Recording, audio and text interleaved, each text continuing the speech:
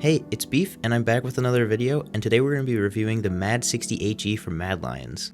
The Mad 60HE is a Hall effect keyboard, and it's great if you're on a budget.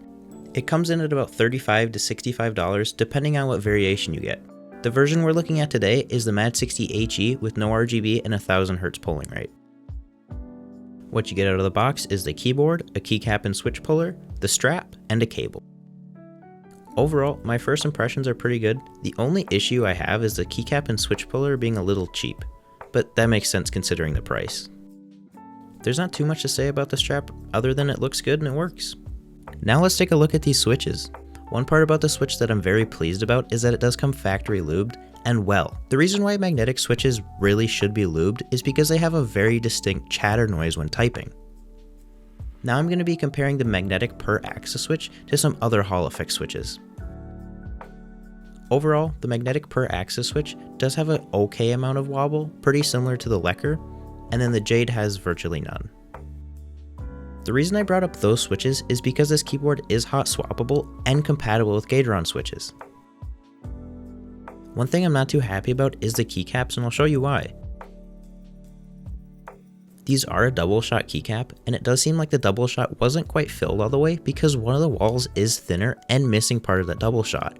I'm not quite sure how this affects the sound, but it does feel like a normal keycap, it just looks a little funny. Another thing to mention is that this wasn't just on one keycap, but it was on multiple. Now it's time for the sound test.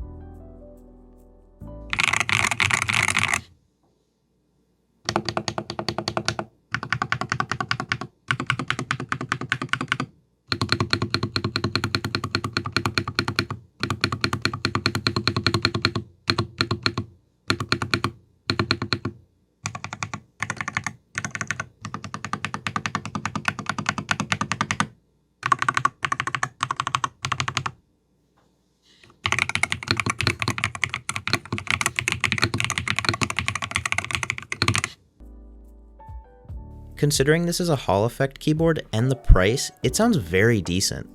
I'm really surprised at how consistent those stabilizers were too. Now let's open it up and see what's inside. First, you unscrew all of the screws I just showed you. Then you can just take out all the guts of the keyboard.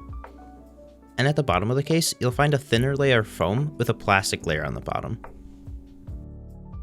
I am very happy they added that layer of foam because it does help with the acoustics quite a bit, but it is a little surprising because I feel like other keyboards at this price point just don't have it. That's not the only piece of foam in this keyboard though. There is some in between the PCB and the top plate, which is super nice to see.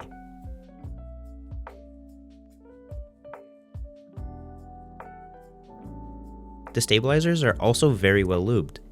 Personally, the performance of this keyboard in-game was flawless. The rapid trigger felt great, and setting the actuation point to being super sensitive feels great to play with. Taking a look at the software, it is web-based, which is awesome, super nice to see that, and it is pretty intuitive too. You can change your actuation point, your rapid trigger settings, and all of that. Taking a look at the other variations, the one I recommend the most is the Mad 60HE White Ultimate Edition. The reason I recommend that one is because it does have the best price to performance in my opinion. It has an 8000Hz polling rate and a super good actuation point with 0.02. The other variation I suggest is the Mad 68R Performance Edition. That's because it has the nicest switches, 8000Hz polling rate, and a 0.02mm actuation point. I still recommend the first variation the most because it really does have the best price to performance.